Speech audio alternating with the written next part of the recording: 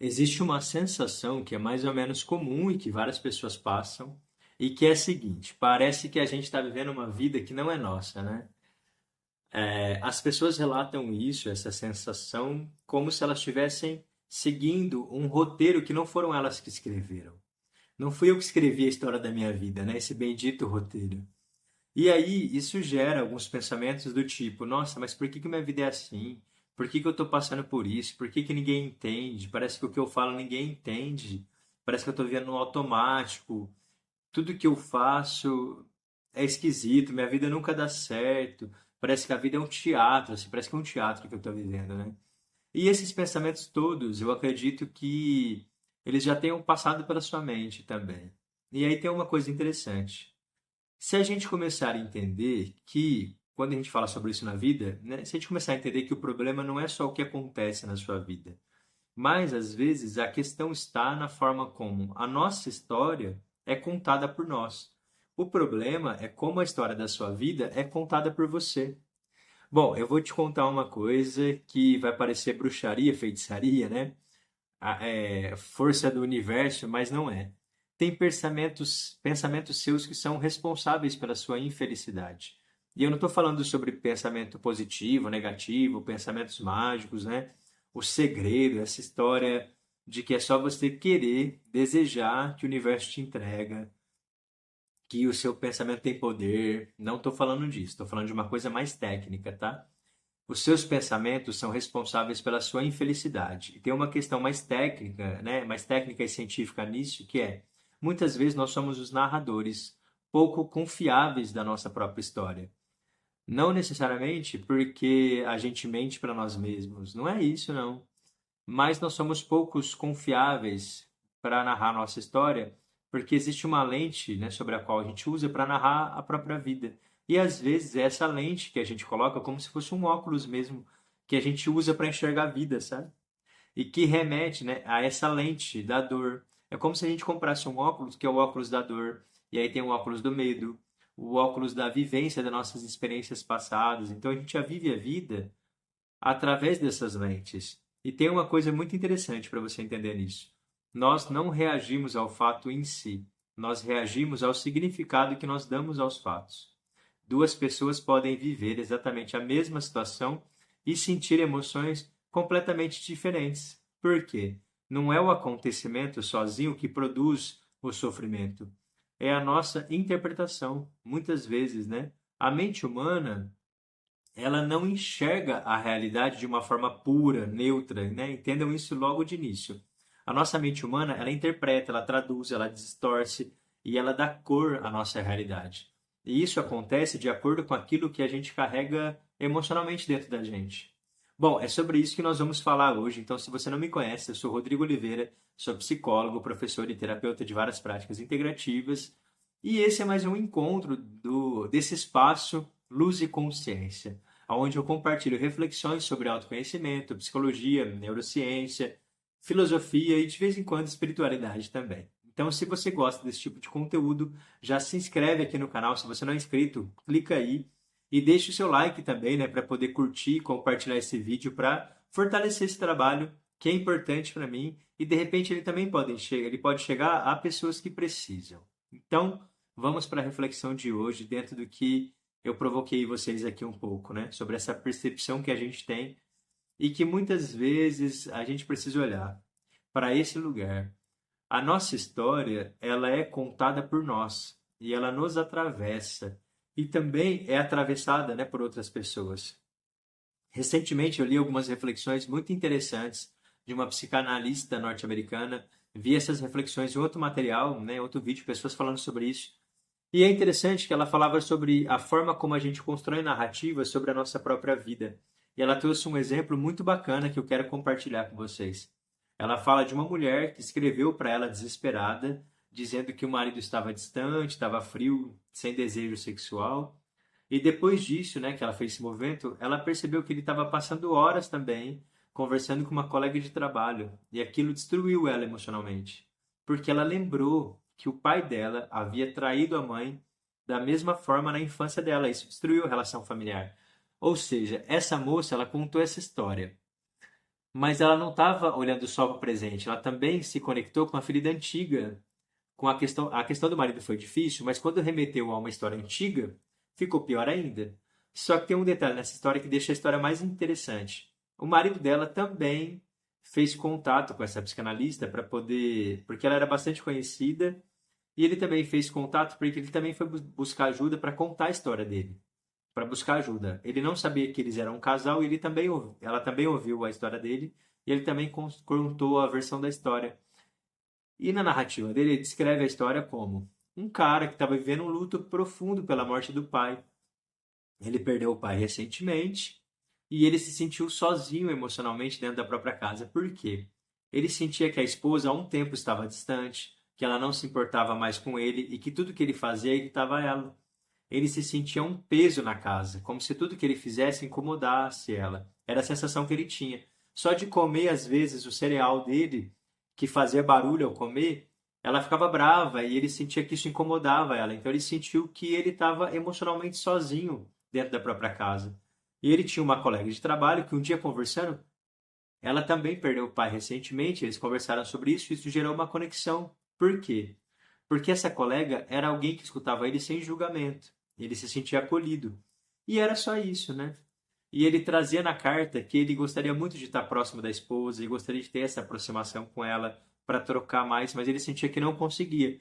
E ele pedia ajuda para isso. Ou seja, no fundo, ele se importava com a esposa. Ele não tinha uma relação com essa colega, né? Ele queria inclusive conectar com a esposa. Mas olha como é que muda tudo, né? Essa outra percepção. Dependendo de qual lado da história você escuta primeiro, ou se você fica com um lado da história ou outro, você cria imediatamente uma vítima e um vilão, sabe? Então, muitas vezes a vida real não funciona assim. Às vezes existem duas pessoas feridas, machucadas, tentando sobreviver emocionalmente dentro da mesma relação. Duas pessoas feridas que se relacionam. E aqui entra um conceito muito interessante da psicologia, que é o conceito de projeção, inclusive.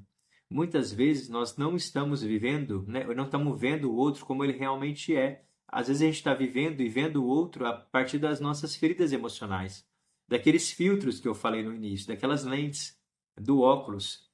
E é isso que acontece o tempo todo. Às vezes a gente acredita que a gente está reagindo ao presente, a uma situação do presente, do que está acontecendo agora, mas na verdade não é. A gente está reagindo à situação do presente com as nossas dores muito antigas que foram despertadas, né, novamente. O nosso cérebro, o cérebro humano, ele tem uma tendência natural da gente querer confirmar aquilo que ele já acredita. O nosso cérebro, ele cria uma ideia e ele tem uma tendência natural de querer confirmar isso. Então, se eu acredito que eu vou ser abandonado, eu começo a transformar o silêncio das pessoas em rejeição. Se eu acredito que ninguém gosta de mim, eu vou buscar evidências para confirmar isso. Para poder falar, ah lá, não disse que ninguém gosta de mim? É quase uma profecia autorrealizadora. A gente vai transformando a distância do outro em desprezo, a ausência do outro em prova de desamor. E aí, depois de um tempo, eu já nem consigo mais diferenciar o que é realmente, né, o que realmente está acontecendo na minha vida daquilo que as minhas feridas estão me fazendo enxergar. As minhas feridas me fazem enxergar um ponto específico. E o Jung falava o seguinte: aquilo que não se torna consciente volta para nós como destino. E eu já falei essa frase aqui, eu acho bem interessante. Aquilo que não se torna consciente fica voltando para nós. Isso é muito verdadeiro, né? Quem não revisita conscientemente a sua própria história tem uma tendência a revivê-la com pessoas diferentes, cenários diferentes, dores diferentes. Aquilo que a gente não cura numa relação aparece na outra. Então é sempre assim. Você pode mudar o relacionamento, pode mudar de cidade, mudar de emprego, mas você vai continuar emocionalmente preso ou presa no mesmo roteiro, sabe? Tem uma metáfora muito bonita sobre isso que eu gosto, que é a metáfora da janela embaçada. Imagina você, um jardim bem bonito, imagina você olhando para esse jardim através de um vidro. Só que esse vidro, de repente, ele começa a sujar, e depois de um tempo esse vidro está todo sujo. Então, as cores, quando você olha por esse vidro sujo, parece meio apagada, algumas formas do jardim um pouco distorcidas. E quando você olha o jardim por esse vidro sujo, o jardim ele perde um pouco a beleza dele. Mas não é porque o jardim mudou. O jardim continua sendo o mesmo. Mas é o vidro que está sujo. As nossas experiências emocionais funcionam exatamente dessa mesma forma. As mágoas antigas que a gente tem, as nossas inseguranças, os traumas, os medos, eles distorcem a forma como a gente percebe a realidade. E isso acontece muitas vezes. Eu poderia dizer que na grande maioria das vezes. E talvez essa seja uma das coisas mais difíceis da vida.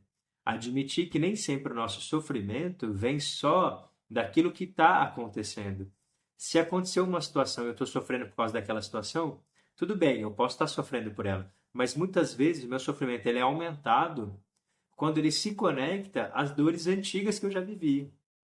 Então, olha que interessante, né? A maneira como a gente continua contando essa história dentro de nós, contando essa história para os outros, né? O sofrimento não vem só do que aconteceu, ele também vem da forma como a gente continua contando as histórias dentro de nós e para o outro. Tem uma diferença enorme entre você sentir dor e construir uma casa dentro da dor, né? Construir moradia na dor. Você pode bater o dedinho na quina, né? Eu falo isso, você vai sentir dor porque a dor é inevitável. Agora, o sofrimento é opcional. Você pode escolher sofrer por isso e carregar isso por mais tempo ou não. Então, é isso. A dor ela pode ser inevitável, mas transformar a sua dor em identidade é uma coisa completamente diferente. Dizer que você é a dor, que você é a resposta da dor.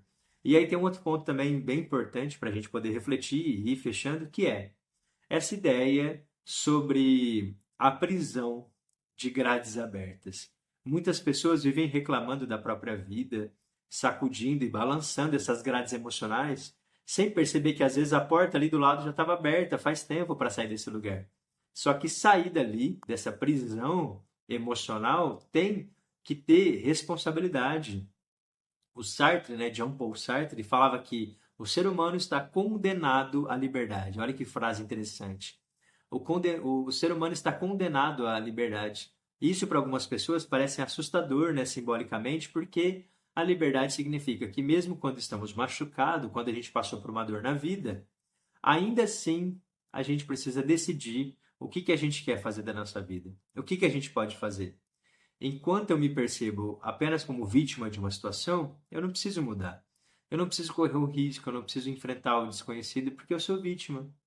É o mundo, é o outro que me faz mal. Porque até um sofrimento conhecido, quando a gente pensa assim, um sofrimento conhecido ele traz um certo conforto. E a gente já falou sobre isso também. E talvez seja exatamente por isso que algumas pessoas permanecem muito tempo presas na mesma dor. Porque um sofrimento conhecido traz conforto.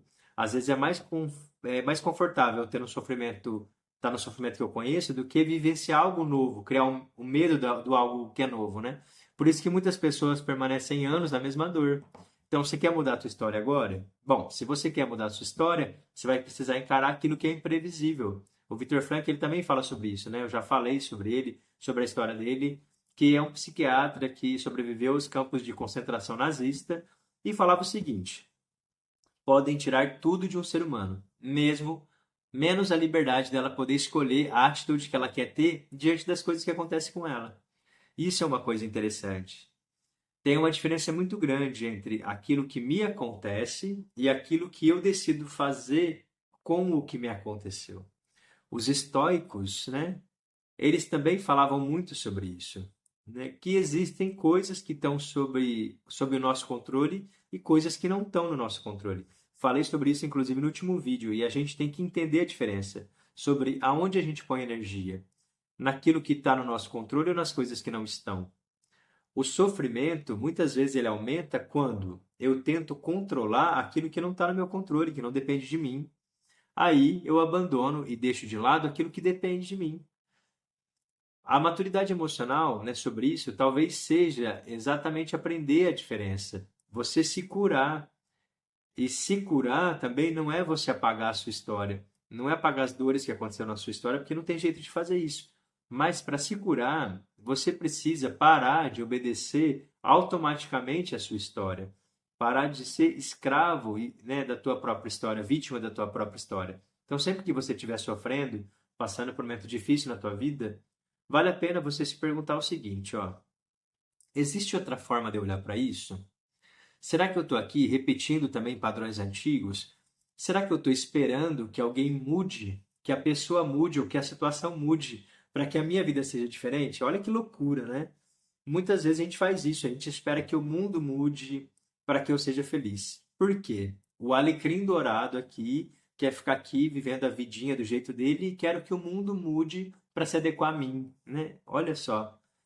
Diante disso tudo, eu posso pensar: o que está no meu alcance pensar agora? Como é que eu posso mudar a minha forma de olhar para isso, mudar o sentido disso na minha vida? Porque é isso, gente. Toda narrativa repetida muitas vezes, ela vira identidade. Quando você conta a sua história baseada na dor, na tristeza, isso vira a sua identidade. E eu tenho certeza que você conhece alguém assim, aquela pessoa que só reclama, que só critica, que só olha para a dor, para o desconforto, sempre negativa. E aí eu te pergunto, você gosta de estar próximo dessa pessoa? E é lógico, eu não estou negando as dores dela, eu não estou dizendo que ela está inventando tudo isso. Eu acredito que boa parte das dores dessa pessoa sejam reais. Mas é interessante que a ideia hoje, né, que a gente veio discutir aqui é: toda narrativa repetida muitas vezes vira identidade. E é por isso que você tem que tomar cuidado com a história que você conta sobre você mesmo, sobre o próximo capítulo da sua vida. E é sobre isso que é também interessante. O próximo capítulo da sua vida, o capítulo que vai acontecer ainda, ele não foi escrito ainda. Você está vivendo agora o momento presente. Esse capítulo atual hoje, que você está vivendo, ele pode ter sido doloroso, ele pode falar de você ter sido injustiçado, sim. Pode ser um capítulo traumático e difícil na sua vida. Mas a continuação, o próximo capítulo, ainda pode ser escrito por você na sua vida. Então, talvez uma grande reflexão diante disso tudo é: que história eu continuo contando sobre tudo aquilo que me aconteceu? Será que eu estou enxergando as pessoas como elas realmente são? Ou eu estou enxergando as pessoas através das minhas dores, da minha lente, do meu vidro sujo? Então é você parar de refletir e pensar apenas sobre o que fizeram com você e começar a pensar: que história eu continuo contando sobre aquilo que me aconteceu? O que eu quero escrever a partir disso tudo? Será que eu estou vivendo o presente ou eu só estou repetindo emocionalmente os capítulos antigos da minha própria história? Ou de repente na história dos meus pais, dos meus ancestrais, enfim. Porque a forma como você interpreta a vida pode aprisionar você ou pode te libertar. E é isso. Eu desejo que esse conteúdo tenha feito sentido para você, tenha conseguido trazer algumas reflexões e provocar você. E se fez sentido para você, já deixa aí seu curtir, clica aí, compartilha com alguém também, porque pode ser interessante para quem vai receber. Aqui embaixo também tem os contatos dos nossos grupos terapêuticos, grupos de estudo, mentorias, todas as formas que você pode entrar em contato comigo para a gente continuar trocando. E também quero te ouvir, então eu quero saber como é que tudo isso ressoou dentro de você, na sua vida. Então você pode entrar aqui na descrição e escrever aqui para mim também que a gente vai trocando. Quero saber como é que tudo isso ressoou em você, tá bom? Então, uma ótima semana para você, com uma semana com novas narrativas sobre você mesmo e, claro, sempre com muita luz e muita consciência. Então, beijo grande, até o próximo encontro, viu?